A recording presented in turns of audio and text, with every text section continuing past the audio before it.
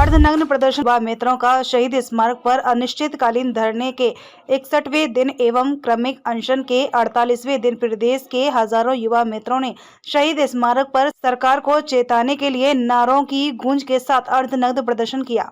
जैसा कि युवा मित्रों की मांग है कि सरकार राजीव गांधी के बजाय नाम परिवर्तित कर अटल युवा मित्र कर दे, परंतु रोजगार छीनकर 5000 युवा मित्रों के परिवार के पेट पर लात न मारे, अतः जल्द से जल्द पुनः बहाली कर रोजगार लौटा दें। युवा मित्र संघर्ष समिति के प्रदेश अध्यक्ष ने बताया कि हमने सभा कर सभी जिला अध्यक्ष की सहमति से निर्णय लिया है कि सरकार जब तक हमें बहाल नहीं कर देती है, जब तक हम अपनी गतिविधियों को निरंतर जारी रखेंगे। और इसी क्रम में हमने आज दिनांक 7 मार्च 2024 को दोपहर 2 बजे से नारों के साथ अर्धनग्न प्रदर्शन किया। हम सरकार से अनुरोध करना चाहते हैं कि हम केंद्र व राज्य सरकार की जन कल्याणकारी योजनाओं में परिपक्व हैं और बहुत ही बेहतरीन तरीके से प्रदेश की जनता को इनका लाभ दिलवा सकते हैं, अतः सरकार जल्द से जल्द हमें बहाल कर सेवा का मौका प्रदान करे। हम और हमारा परिवार पूरी जिंदगी आपकी सरकार के एहसानमंद रहेंगे। इस प्रदर्शन में हमारे साथ शहीद स्मारक पर हमारा मार्गदर्शन करने हेतु काफी संख्या में समाज सेवकों एवं नेतागणों का आना जाना भी लगा रहा। इस दौरान शहीद स्मारक पर प्रदेश समिति के अध्यक्ष संजय मीणा, वरिष्ठ उपाध्यक्ष हंसदास कामड़, सचिव रामचंद्र नायक, संतोष सुथार, नैना मीणा एवं हजारों की संख्या में युवा मित्र उपस्थित रहे। हमारे पेट पे लात किसने मारी? सरकार ने मारी। चोर जुल्म की टक्कर में चोर जुल्म की टक्कर में संतोष जी, सरकार की से कोई बातचीत नहीं हुई इस दौरान आपकी? देखिए, सरकार का कोई नुमाइंदा हमारी सुध लेने नहीं आया। हमारे धरने को 62 दिन हो गए। परसों देर रात को लगभग 11 बजे सम्मानीय सिविल लाइंस के भाजपा के विधायक गोपाल शर्मा जी आए सरकार का संदेश लेके, और उन्होंने एक आश्वासन हमको दे के गए। लेकिन एक तरफ आश्वासन है और दूसरी तरफ 4-5 दिन आचार संहिता लगने को है। चर्चाएं चल रही हैं देश में आचार संहिता लगने की। तो कब हमारी नियुक्ति देंगे, कब हमको काम पे लौटाएंगे, कब हमको ऑफिस अलॉट करेंगे, क्या काम रहेगा? तो हमारे रोजगार की चिंता है। इसलिए सबसे पहले हमारा रोजगार जो छीना उसको देने का काम करें। अंदर मेरी बातचीत हुई कुछ लोगों से, उन्होंने कहा कि उन्होंने एक वर्ड का इस्तेमाल करा, एक्टिव लोग, यानी 5000 में से कहीं ना कहीं छटनी का अंदेशा लग रहा है। देखिए, हम तो ये कहना चाहते हैं कि इस तरीके का सरकार फैसला ले, वास्तव में पात्र व्यक्ति इसको रोजगार की जरूरत है। आप इसको राजनीति में नहीं घसीटें और निरंतर रूप से जो पहले हमारे साथी कार्यरत थे वो ईमानदारी से इस काम को कर रहे थे और उनको 2 साल का एक्सपीरियंस हो गया है। तो इनको रोजगार दे, नई भर्ती आप नए लोगों के साथ कीजिए। हमारी जो भर्ती है उसको बहाल करके हमें रोजगार देने का काम करें।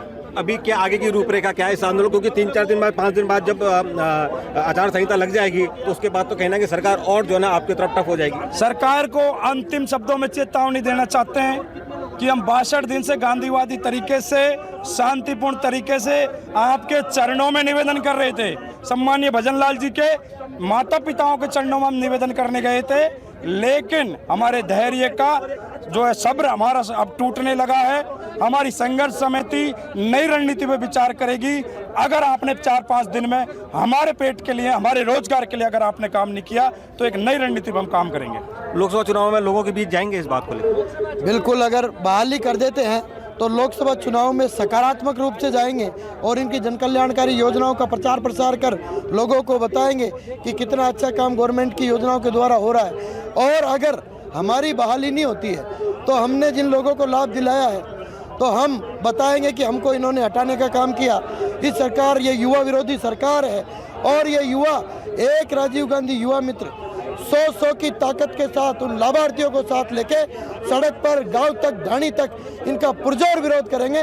और ये कहते हैं 25 सीट, हम मात्र 5 सीट पे समेट के रख देंगे इनको। ये युवा तक शक्ति वो शक्ति है, इन्हें हल्के में ना आके सरकार। युवा मित्रों ने कहीं ना कहीं सरकार को साफ शब्दों में चेतावनी दी है कि यदि उनकी मांगें मान ली जाती है तो जो भी सरकार के काम है वो जन जन तक पहुंचाएंगे, उनकी जितनी नीतियां उनको सरकार तक जन तक पहुंचाएंगे। लेकिन यदि इनकी मांगें नहीं मानी गई तो लोकसभा चुनाव में ये सरकार को आड़े हाथों लेंगे और कहीं ना कहीं लोगों को बताएंगे कि ये युवा विरोधी सरकार है। सरकार को खुला चैलेंज युवा मित्रों द्वारा दिया गया है। जी, क्यों कर रहे हैं आंदोलन? ये सर, हमारी भर्ती थी जो हमको 21-22 और 22-23 के अंदर 2,500 की 2 भर्तियाँ निकाली गई थी। उसके तहत हमें पूरे सिस्टम के तरीके से लिया गया था। हमारा डॉक्यूमेंट वेरिफिकेशन भी हुआ है, ट्रेनिंग भी हुई है। उसके बावजूद भजन लाल सरकार ने हमें आते ही बेरोजगार कर दिया है। इसमें हमारा क्या कसूर है? हमारा काम था सरकार की और राज्य और केंद्र दोनों सरकारों की जो जनहितकारी योजनाएं हैं उनको पीड़ित व्यक्ति तक, जिस छोर तक सरकारें नहीं पहुंच पाती है, इनके नुमाइंदे नहीं पहुंच पाते, वहां हम पहुंचते थे और उन लोगों को लाभ दिलाते थे। उसमें हमारी कोई गलती नहीं है। उसके बावजूद इन लोगों ने हमको उठा के एक तरफ से ऐसे फेंक दिया जैसे खाने में से मक्खी फेंकते हैं। भर्ती का कोई आपसे जो शुल्क वगैरह भी लिया होता, इंटरव्यू भी हुआ था, एग्जाम भी हुआ था, शुल्क भी लिया था? RS लेवल का अधिकारियों ने इंटरव्यू लिया था हमारा और उसके बाद हमारी ट्रेनिंग भी हुई थी। उसके बाद हमें ज्वाइनिंग दी गई थी। हमारा डॉक्यूमेंट वेरिफिकेशन भी हुआ है, पुलिस वेरिफिकेशन भी जमा हुआ है। उसके बाद हमारी ADO ऑफिस से ज्वाइनिंग मिली है हमको। तो क्या कोई लेटर मिला आप लोगों को कि भाई कैसे पता लगा कि आप लोग कल से ऑफिस में नहीं जाना, या क्या हुआ? ये सर हम जब से सुबह 6 बजे से 8 बजे काम पे निकले थे, 10 बजे काम पे जाते थे ऑफिस में, लेकिन हम गांव दूर से जाते थे तो 8 बजे निकल जाते थे। शाम दिन भर अच्छा काम कर रहे थे, शाम को अचानक आकर हमने मोबाइल खोला तो उसमें एक लेटर मिला कि आपकी सेवाएं 31 दिसंबर से समाप्त कर दी गई है। उसको मतलब वो लेटर देख के ऐसा लगा कि अब हमारा क्या होगा। बाद में हमने ज्ञापन के माध्यम से किया भाई सर क्या गलती हो गई, क्या वो ना गलती हो गई हमसे, तो लेकिन उसके बाद भी सरकार ने हमारी नहीं सुनी। लगातार 61 जन से यहाँ पर धरने पे बैठे हुए हैं। एक साथी की तो हमारे साथी की स्वर्गीय राजकुमार जी की मौत भी हो चुकी है। साथ ही कहीं ना कहीं डेली महिलाएं युवा साथ बीमार पड़ते जा रहे हैं। कहाँ से आए आप? मैं कोटा से आया हूँ साहब। घर घर जाके योजनाओं का लाभ पहुँचाने का काम था, लेकिन हमारे सिर्फ कांग्रेस था, बीजेपी से मतलब नहीं था। हमारे को सिर्फ मतलब था तो 17,500 से मतलब था, हमारे को मतलब था तो जनसेवा से मतलब था, क्योंकि यह काम हमारे लिए पैसों का लिए नहीं था। यह काम से हम जनसेवा करते थे, क्योंकि उन गरीब परिवार को लाभ दिलाते थे जिनकी संभाल सरकार नहीं ले पाती थी। वहाँ जाके गाँव जाके लाभ दिलाते थे साहब। सरकार में किससे बात हुई आपकी? देखिए, सरकार के जो तमाम जो वर्तमान सरकार के मंत्रीगण हैं, कैबिनेट मंत्री है, सरकार के आला अधिकारी है, उनसे हमारा राब्ता हो रखा है। तो हमें कंटिन्यूसली यही मिल रहा है। पहले सरकार की कुछ हठधर्मिता थी, पता नहीं वो नाम विशेष को लेकर के थी क्या, और अन्य कोई उनको ऐसी सूचना थी हमारे खिलाफत की, तो वो गलत थी। उन्होंने आलोचनात्मक समीक्षा कर ली है और पॉजिटिव हमें निर्देश दिया है भजन लाल सरकार, चाहे वो सरकार के कारिंदे हो, मंत्री हो, नेतागण हो, तमाम सभी सोर्स ऑफ इंफॉर्मेशन से यही खबर मिल रही है कि राजीव गांधी युवा मित्रों को भजन सरकार 2-4 दिन के अंतर्गत निश्चित तौर पे बहाल करेगी। तो हम तो यही चाहते हैं कि अब जब आपको उनकी तरफ से आश्वासन था कि 2-4 दिन के अंदर जो है ना बहाल करेगी, तो फिर आज अर्धनग्न प्रदर्शन की क्या जरूरत पड़ी? ये प्रदर्शनी हम इसलिए कर रहे हैं कि भजन सरकार कहीं ऐसी रुकावट पैदा ना हो जाए किसी अन्य लोगों के द्वारा कि आप उन 5,000 युवा मित्रों को बहाल करने से रुक जाए। तो हम ये कह रहे हैं कि हमारा जो प्रदर्शन है उससे ये जता रहे हैं कि आप जो आगे शुभ कार्य करने जा रहे हैं इन युवाओं को लेकर के, उसमें रुकावट नहीं आनी चाहिए। हाथ जोड़कर विनती है, जो आप जनसेवा का वादा करके आप आए हैं, युवाओं को प्रशिक्षित, शिक्षित और जो PhD होल्डर, डिग्रीधारी, जो तकनीकी कौशल से सक्षम है, हम 18 महीने से लगातार दिन रात काम करते आ रहे हैं, जनसेवा कर रहे हैं, लोगों के बीच कनेक्टिविटी करके हैं, डोर टू डोर जाकर, चाहे वो केंद्र सरकार की योजना हो, राज्य सरकार की योजना हो, तमाम योजनाओं को घर घर तक जाकर पहुंचाने का काम हम युवा मित्र कर रहे थे। तो मैं ये चाहता हूं कि जो पहले हमारा काम था उससे भी एक ठोस, अच्छा और बहुत ही बेहतर काम हमें देंगे, ऐसा हमें पूरा विश्वास है भजन लाल सरकार पर। जिस प्रकार इस प्रदेश की गरीब जनता ने, इस प्रदेश की जनता ने, लोगों ने भजन लाल जी जो गरीब किसान का बेटा है उसको मुख्यमंत्री बना दिया है, तो वो किस लिए बनाया है? जनसेवा के लिए, पब्लिक वेलफेयर की स्कीम्स लाएं और हम जैसे जो युवा हैं जो 18 महीने से लगातार काम कर रहे थे उनको पुनः बहाल करें, और ताकि हम घर घर जाकर लोगों के बीच पब्लिक कनेक्टिविटी से तमाम योजनाओं को घर घर तक पहुंचाकर उनका कल्याण करें, समृद्धि आए और लोगों में एक खुशहाली और राम राज्य की स्थापना हो लोगों की, जनता के बीच में। जी, कहाँ से आए आप? अजमेर से। अजमेर से। क्या आगे क्या प्लानिंग है? ये आंदोलन आज जो किया अर्धनग्न वाला, उसके बाद अब आगे क्या प्लानिंग है?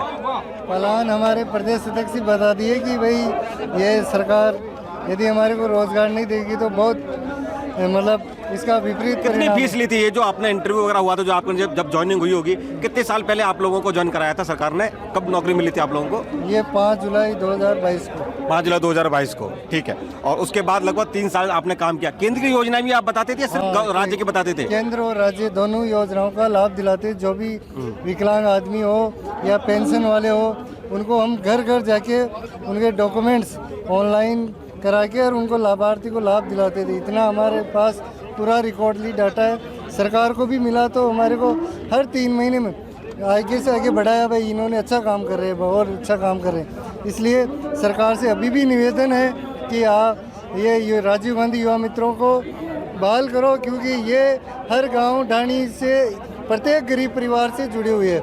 ये गरीब परिवारों और उनको योजना का लाभ दिलाने में पूरा योगदान करते हैं। इसलिए हमारे पूरे राजीव गांधी एकदम युवा टीम है, पूरे सरकार की योजना को निचले स्तर तक ले जाने के लिए तैयारबद्ध है। मैं अजमेर से जिला अध्यक्ष राम प्रसाद गुजर, धन्यवाद।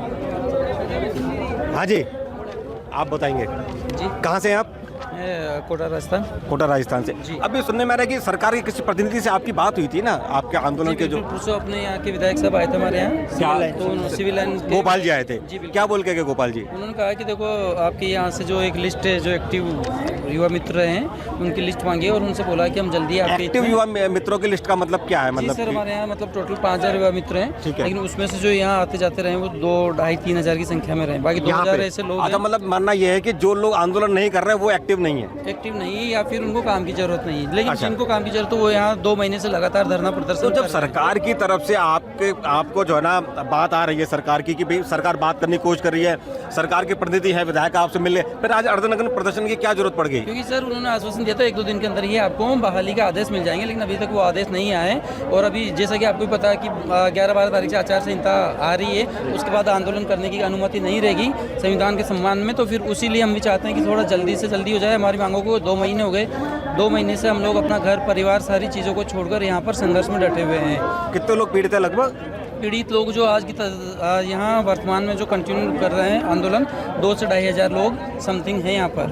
जो अभी मैंने सुना एक कई मौत भी हुई है हमारे एक मित्र हैं जो 2 साल से लिए कोई मांग है आप लोगों? नहीं, उनके लिए कोई एक्स्ट्रा मांग नहीं है, बस उनके सम्मान में और इन सब के लिए उनको जैसे उनके लिए सारे युवा मित्र जो 2.5 हज़ार यहाँ उपस्थित हैं उनको बहाल कर दिया जाए, और अगर सरकार चाहे तो उनके घर पे जाके एक बार मिलें, उनके परिवार की जो उचित सहायता बन सकती है वो सरकार को करनी चाहिए। हमारे पेट पे लात किसने मारी? सरकार ने मारी। चोर जुल्म की टक्कर में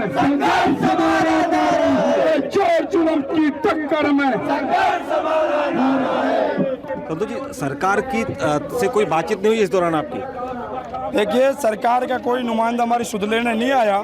हमारे धरने को 62 दिन हो गए। परसों देर रात को लगभग 11 बजे सम्मानीय सिविल लाइंस के भाजपा के विधायक गोपाल शर्मा जी आए सरकार का संदेश लेके, और उन्होंने एक आश्वासन हमको दे के गए।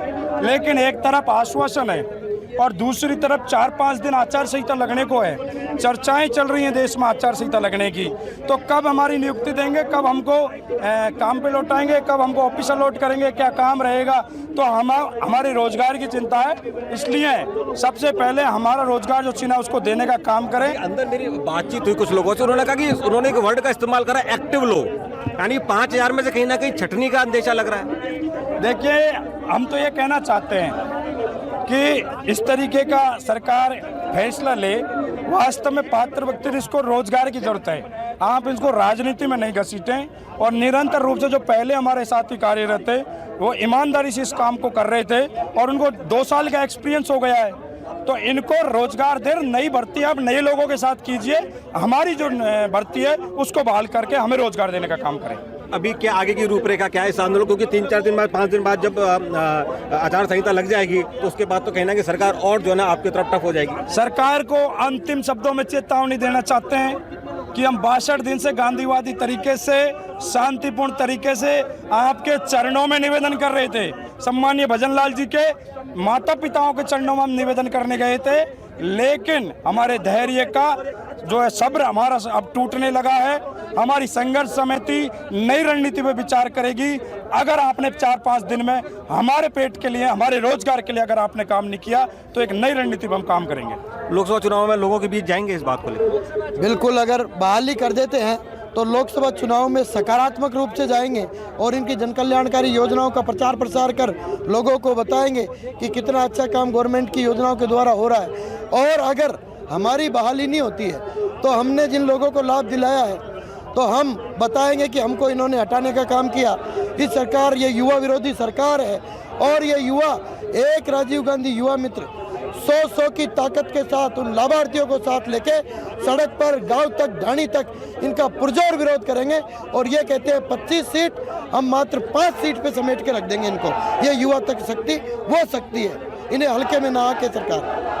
युवा मित्रों ने कहीं ना कहीं सरकार को साफ शब्दों में चेतावनी दी है कि यदि उनकी मांगें मान ली जाती है तो जो भी सरकार के काम है वो जन जन तक पहुंचाएंगे, उनकी जितनी नीतियां उनको सरकार तक जन जन तक पहुंचाएंगे। लेकिन यदि इनकी मांगें नहीं मानी गई तो लोकसभा चुनाव में ये सरकार को आड़े हाथों लेंगे और कहीं ना कहीं लोगों को बताएंगे कि ये युवा विरोधी सरकार है। सरकार को खुला चैलेंज युवा मित्रों द्वारा दिया गया है।